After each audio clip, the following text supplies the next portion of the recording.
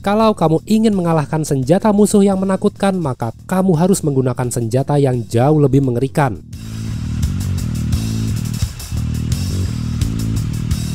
Prinsip inilah yang diterapkan oleh Uni Soviet dengan menciptakan kendaraan penghancur tank untuk melawan keganasan tank-tank Jerman pada era Perang Dunia Kedua.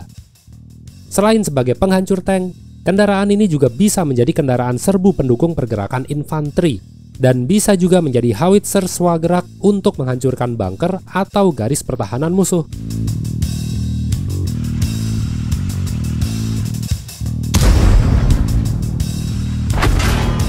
Yang suka main game War Thunder, World of Tanks, atau apapun lah gamenya, atau para pengamat militer, sudah tahulah kendaraan ini, yang dijuluki sebagai Zira Boy atau si pembunuh binatang buas, SU dan ISU 152.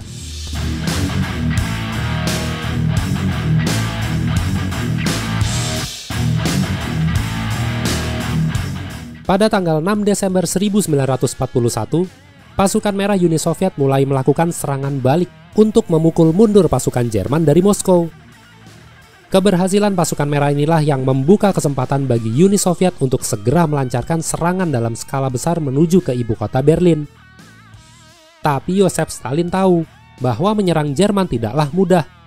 Jerman dipastikan telah menyiapkan banyak senjata rahasia dan bunker pertahanan yang sangat kuat untuk menahan serangan musuh dari luar. Jumlah pasukan infanteri dan persiapan tank yang banyak saja diyakini belum cukup. Uni Soviet membutuhkan senjata penghancur garis pertahanan musuh yang lebih efektif. Uni Soviet memerlukan senjata yang lebih besar, lebih kuat, dan yang pasti harus lebih mematikan daripada yang dimiliki oleh Jerman. Maka pada tanggal 4 Januari 1943, Komite Pertahanan Negara Soviet diberi perintah oleh Markas Besar Komando Tertinggi Uni Soviet untuk mengembangkan artileri atau howitzer swagerak kelas berat. Seseorang yang dipercaya untuk mendesainnya adalah Joseph Kotin, seorang insinyur handal Uni Soviet yang sebelumnya adalah perancang tank seri KV. Dan dia juga adalah orang yang diberi wewenang untuk merancang tank seri IS. KV-14 adalah kode untuk pengembangan proyek ini. Pabrik Chelyabinsk-Kirov adalah tempat yang dipilih untuk memproduksinya. Untuk chassis atau kerangka tanknya, KV-1S adalah platform yang dia pilih untuk dijadikan howitzer swagerak rancangannya. Meriam howitzer ML-20 dengan kaliber 152 mm dinilai adalah meriam yang sangat cocok sebagai senjata utamanya, karena memiliki tingkat akurasi yang baik. Tapi karena ukuran meriam ini tergolong besar, panjang, serta hentakannya yang sangat kuat, sehingga tidak memungkinkan untuk dipasang di kubah meriam yang dapat diputar, karena dapat mengakibatkan kendaraan ini terguling atau kubah meriamnya terlepas akibat kuatnya hentakan tembakan. Jadi solusinya, Kotin memutuskan untuk dipasang di kubah meriam dengan struktur yang tetap alias tidak dapat diputar. Prototipe akan pengembangan proyek KV-14 ini dibuat dalam waktu yang sangat singkat. Hanya membutuhkan waktu selama 20 hari. Waktu yang sangat cepat ya untuk mengembangkan sebuah kendaraan tempur. Joseph Kotin menamainya dengan Objek 236. Setelah serangkaian uji coba, uji performa, dan segala macam ujian sebelum disetujui untuk diproduksi, akhirnya pada tanggal 14 Februari 1943, Komite Pertahanan Negara Soviet dengan mantap menyetujui howitzer swagerak ini untuk diproduksi secara massal.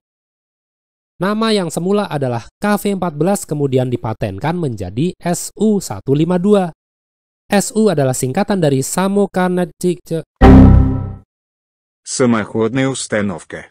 Ya, itu dia. Yang artinya adalah instalasi swagerak.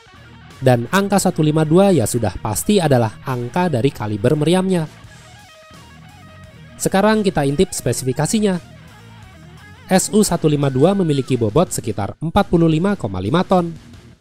Kemudian lapisan baja lambung atas dan bawah sama-sama memiliki ketebalan 60 mm. Lalu samping dan belakang juga memiliki ketebalan yang sama, yaitu 60 mm. Struktur bagian atas, depan 75 mm, mantel meriam 65 mm, samping dan belakang 60 mm. Meriam utama yang digunakan adalah ML-20 yang telah dimodifikasi untuk disesuaikan dengan internal kendaraan ini. yaitu ML20S dengan kaliber yang sama, 152 mm. Su-152 umumnya tidak memiliki senapan mesin, tapi jika dibutuhkan, biasanya dipasangi dengan senapan mesin DSHK dengan kaliber 12,7 x 108 mm. Mesin yang digunakan adalah model V2K dengan 4 tak, 12 silinder, berkekuatan sekitar 600 tenaga kuda. Su-152 dapat bergerak hingga mencapai kecepatan 43 km per jam. Tergolong cukup cepat ya untuk kategori howitzer swagerak. Su-152 memiliki 5 awak, 1 sang komandan, 1 penembak meriam, 2 pemuat meriam, dan 1 lagi adalah sang pengemudinya. Kendaraan ini pertama kalinya diterjunkan di medan pertempuran pada bulan Juli 1943, tepatnya saat terjadinya pertempuran Kursk. Hasilnya cukup memuaskan untuk debut pertamanya. Sejak tanggal 8 hingga tanggal 18 Juli, Su-152 tercatat berhasil menghancurkan 7 tank Tiger, 39 tank kelas medium, dan 11 artileri swagerak atau kendaraan serbu milik Jerman. Berkat performanya di pertempuran Kursk inilah, Su-152 mendapati julukan sebagai Zira Boy atau si pembunuh binatang buas. Kemudian Su-152 juga memiliki peran penting dalam operasi Bagration pada Juni hingga Agustus 1944 sebagai penghancur benteng pertahanan Jerman. Walaupun tidak banyak diproduksi, estimasi berjumlah 704 unit totalnya, tapi Su-152 digunakan oleh Uni Soviet di semua front timur. Karena potensi Su-152 yang dinilai cukup baik tidak hanya sebagai penghancur tembok pertahanan, tapi juga sangat bagus sebagai penghancur tank, maka setelah berakhirnya pertempuran Kursk, howitzer swagerak ini juga diberikan meriam dengan hulu ledak tinggi agar dapat menjadi pendukung pergerakan infanteri. Su-152 yang semula adalah penghancur gardu pertahanan musuh, berubah menjadi kendaraan tempur multifungsi yang serbaguna. Tapi dibalik dari kehebatan tersebut, Su-152 tidak lepas dari kelemahan yang fatal, yaitu ketebalan lapisan bajanya yang dapat dikatakan sangat rentan oleh tembakan meriam anti-tank musuh. Bahkan tank kelas medium Jerman saja bisa dengan mudah menembus lapisan baja Su-152. Kemudian waktu pengisian ulang meriamnya tergolong cukup lambat. Ya bisa dimaklumi karena bobot meriamnya cukup berat. Satu peluru saja bisa mencapai kira-kira 50 kg. Kelemahan lainnya adalah karena ruangannya yang cukup sempit dan peluru meriamnya tergolong besar, maka jumlah amunisi yang dapat dibawa hanya berkisar 20 saja. Itu sudah maksimal. Kelemahan-kelemahan inilah yang membuat Su-152 tidak dapat bergerak secara individual. Harus dibarengi dengan dukungan infanteri atau kendaraan tempur lain untuk melindunginya dari sergapan musuh. Pada Desember 1943, produksi Su-152 dihentikan secara total karena chassis KV-1S sudah tidak lagi diproduksi. Namun penggantinya sudah dipersiapkan sejak 24 Januari 1943 dengan chassis baru dari tank IS yang lebih tebal dari sisi perlindungan lapisan baja dan mesin baru, maka Su-152 resmi digantikan oleh ISU-152. ISU adalah singkatan dari Самоходная установка на базе танка СС орудием калибр 152 мм. Ya, itu yang artinya adalah instalasi swagerak berbasis tank IS dengan meriam kaliber 152 mm. Nah, ayo kita tengok spesifikasinya. ISU-152 memiliki berat sekitar 47,3 ton. Untuk lapisan baja depan, lambung atas setebal 60 mm dan bawahnya 90 mm. Ketebalan baja samping 90 mm, kemudian di belakang, atas bawah setebal 60 mm. Nah, untuk struktur bagian atas, baja depan setebal 90 mm, mantel meriamnya 120 mm, samping 75 mm, dan belakang 60 mm.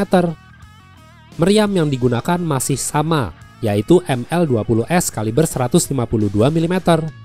Lalu senapan mesin yang digunakan juga masih sama, yaitu DSHK kaliber 12,7 x 108 mm. Mesin yang dipakai berubah menjadi V2IS bertenaga 520 tenaga kuda. Kecepatan maksimumnya berubah menjadi sekitar 30 km per jam. Agak sedikit melambat karena bobotnya lebih berat karena menambah ketebalan lapisan baja. ISU-152 memiliki 5 awak, masih sama dengan sebelumnya. Hanya saja interior dalam ISU-152 sedikit lebih tinggi dan lebih luas daripada SU-152, sehingga meningkatkan kenyamanan para awak yang berada di dalamnya. Performa ISU-152 di medan pertempuran tidak jauh berbeda dengan SU-152. Meriamnya yang mengerikan menjadi teror yang menakutkan bagi semua tank Jerman.